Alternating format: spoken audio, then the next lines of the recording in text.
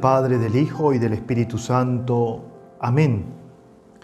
Ángel de Dios, que eres mi custodio, ya que el Señor me ha encomendado a ti, ilumíname, guárdame, rígeme, gobiérname. Amén. María, Reina de los Ángeles, ruega por nosotros.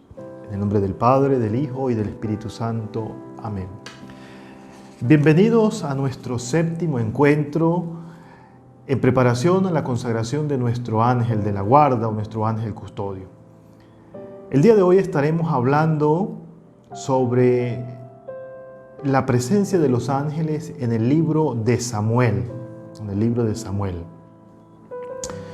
Y esta es una pregunta que con mucha razón y muchas personas siempre nos dicen o me dicen a mí, ¿qué tienen que ver las plagas? ¿Qué tienen que ver las pestes con Dios? ¿Qué tiene que ver todo esto con el plan de salvación del Señor?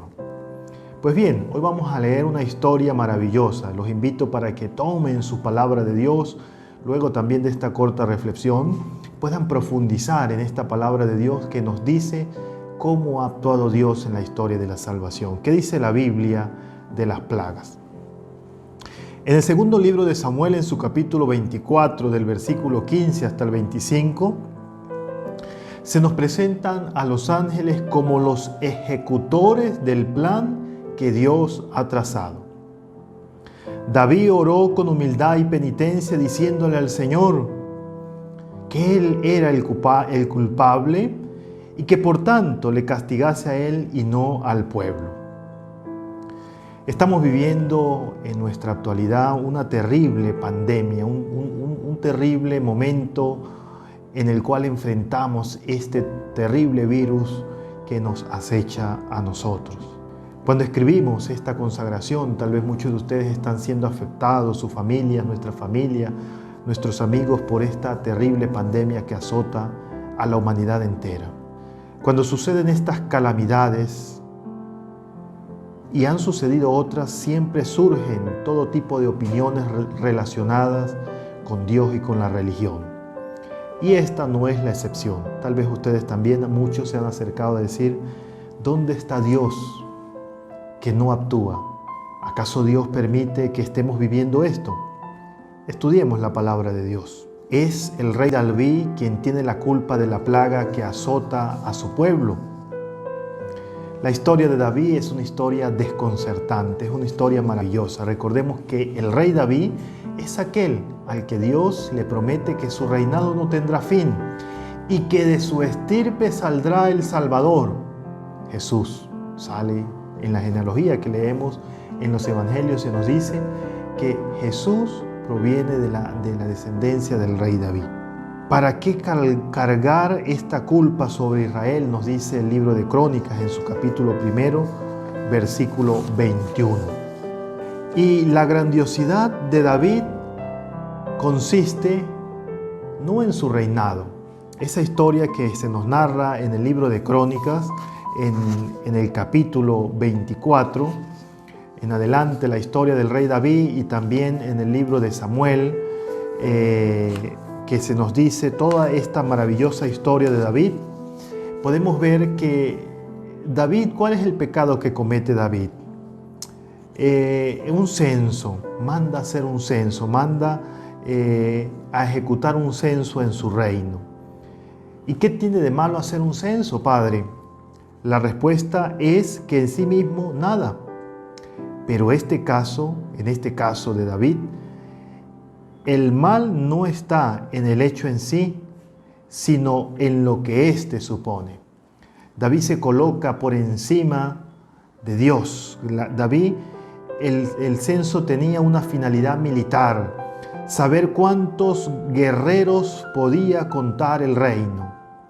Pero ni Israel ni su rey habían llegado a donde estaban por sus propias fuerzas, sino por la protección y la ayuda de Dios.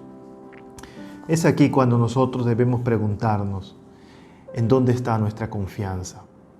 Hoy nuestro mundo está cargado, el mundo occidental de manera especial, que es el que yo conozco, está cargado de una sociedad satisfecha, confiada en la ciencia, en la tecnología, en la opulencia, en el querer, en el tener, en la ciencia ficción. Parece ser que cada vez más necesitamos un botón, necesitamos un aparato, necesitamos de muchas cosas para decir que el ser humano es capaz de todo.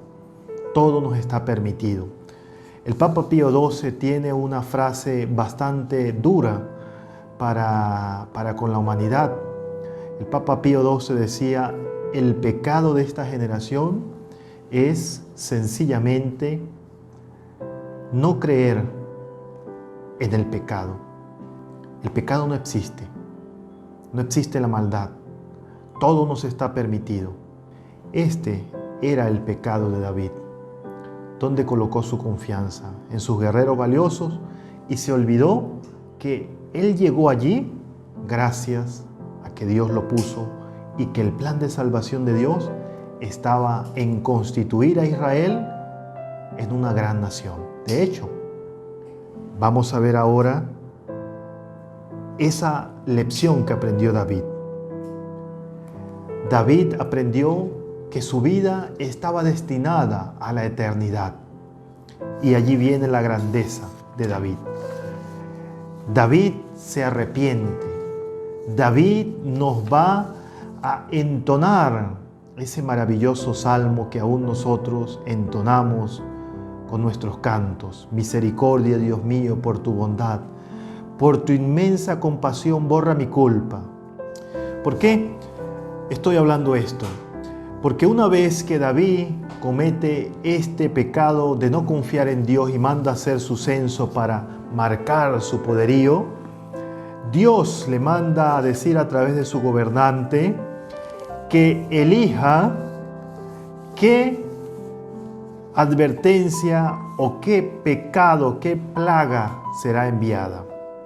Léanlo allí con detenimiento ustedes. Dice: enviaré una peste de exterminio, o enviaré hambre, enviaré 3 meses de huida, perseguido siempre por la espada de los enemigos, o 3 días de espada del Señor y de peste en el país. El ángel del Señor extenderá el exterminio. El ángel del Señor que hace la voluntad de Dios extenderá el exterminio por todo el territorio de Israel. Ahora reflexiona y decide: ¿qué debo responder al que me ha enviado? David responde de una manera bien inteligente y recapacita de lo que ha hecho. Estoy en un grave aprieto, dice David, pero es mejor caer en las manos del Señor, cuya entrañable misericordia es grande, que caer en las manos de los hombres. Si bien David cometió un grave pecado, es mismo David quien reconoce la misericordia de Dios y le pide perdón. Y vemos más adelante en la historia que Dios perdona a David y perdona a su pueblo. Y serán unos años de gloria, serán unos años de bendición, unos años en donde el poderío de David se establece y va más allá de los confines de donde él se ha imaginado. También nosotros, teniendo presente que los ángeles son los ejecutores de la voluntad de Dios, no pensemos en nuestra opulencia, no pensemos en nuestra grandeza. Aun cuando somos seres humanos capaces de valernos por nosotros mismos, tener presente que todo depende de Dios. En esta grave crisis de pandemia que estamos viviendo, universal, debemos una vez más recitar este salmo que David recitaba. Misericordia, Dios mío, ten piedad de mí. Borra mi culpa. Aparta de mi pecado tu vista, Señor. Aparta, Señor. El mundo no reconoce a Dios. El mundo no quiere reconocer la grandeza de Dios.